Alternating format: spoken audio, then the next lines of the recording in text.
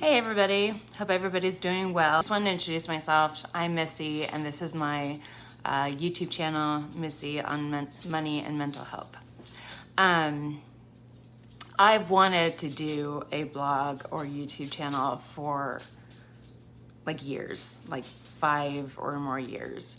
And it's taken me that long to figure things out enough to try and decide what to do and how to do it.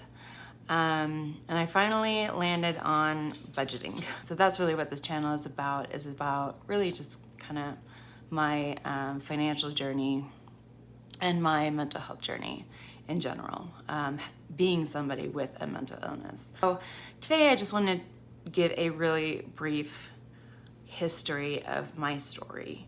And I kind of like to start, I guess, when I was diagnosed, because that's when things started to make sense. I wasn't diagnosed until I was in college. So I started going to therapy when I was in college at Brigham Young University, and they recommended that we go to therapy. And within 3 months, my therapist sat me down and told me that she thought that I had bipolar disorder, but she wanted me to see a psychiatrist and get a professional opinion. It took about another 1.5 years before I was officially diagnosed during my first hospitalization. My 20s were hard. My 20s were really hard, and my therapists and my psychiatrists just kept telling me to get through my 20s, live through my 20s. But right before I turned 30, I had made some friends. I'd moved back to Utah, and I had made some friends, and we were at dinner one night, and the two of them were talking as if they were capable of anything, as if they could do anything. Like life had no limitations for them, you know. I mean, not that they didn't have flaws, but just, you know, they just really had this mentality of like, if they put their mind to it, then they could do whatever they wanted. And one of them actually said that he thinks, or thought at the time, that all illnesses, including mental illnesses, can be cured. And I was so mad. I was so mad and offended. I went home from that dinner, and it was like a month away from my birthday of turning 30. And I remember thinking, I wonder what that would be like. What would that be like if I could do things, if I could just do things, if I wasn't held back by this mental illness that had been a threat to my very life, almost my entire life. My whole life I was a victim to my circumstances, not even thinking about it that way, not seeing myself as a victim, but in that moment that I was thinking about it, I thought, I have been a victim to my circumstances my whole life, and I couldn't control those. I couldn't control the things that happened to me, and I can't control the fact that I'm bipolar. But I thought, what if I wasn't a victim? What would that be like? It just got in my head. It just got stuck in my head. And I started working out the problem as if it was a math problem, as if it was algebra or something, and started plugging in different, I'm not gonna get too nerdy on you here, but different scenarios, we'll say, you know, I was gonna say algorithms, but you know, different scenarios of like, well, what would this be like? And what would this be like? And what if I could do this? And slowly but surely, I could. I started being able to do things. Now, I'm gonna pause for a second, and I'm gonna say that I am a true believer in medical science. I take medication and I go to therapy, and I have ever since I was diagnosed. I still have things that I have to work through, plenty of them. Used to move from job to job a lot, and used to move from home to home a lot. I would get restless really easily, especially being bipolar.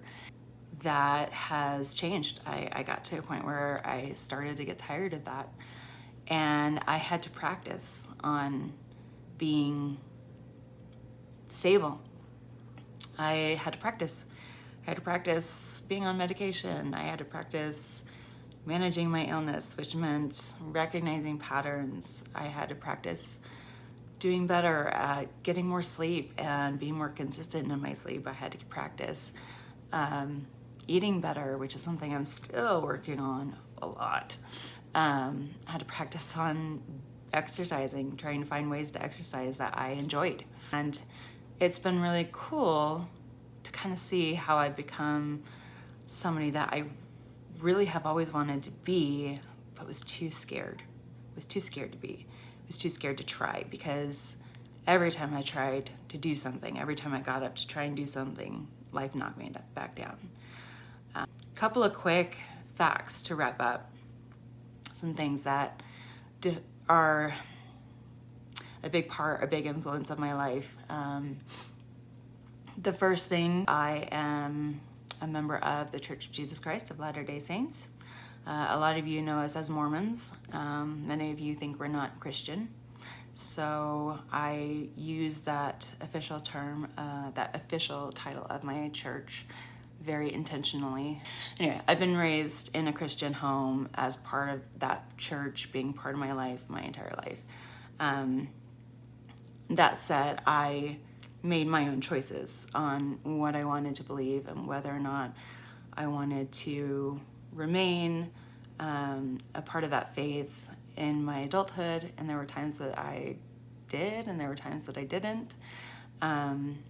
But it's something that I very, very strongly believe in and have definitely put through the test. Secondary, obviously, as I've mentioned, I have bipolar disorder. So I have bipolar 1 is my official diagnosis, which means I'm full-on manic depressive. That can be very hard, very extreme at times. I can shift very quickly still, not as much as when I was in my 20s, but I can still shift within 10 or 15 minutes and go from being totally sane and feeling, normal to feeling suicidal. And I have my tools that when that happens, I have things that I do, things that I turn to, that I make myself turn to, or, and that takes practice too. Because in that moment, that's not what I want. That's not what I'm thinking about. But I know that there are other things that I want more, and after that moment's over, those things are worth holding out for.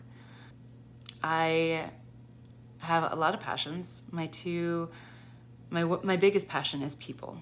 I just love people. I think people are awesome, and I think kindness is very much my most valued virtue, and it's amazing what just being kind can do. For anybody who has questions, I will share some links to some of my favorite things in the comments below.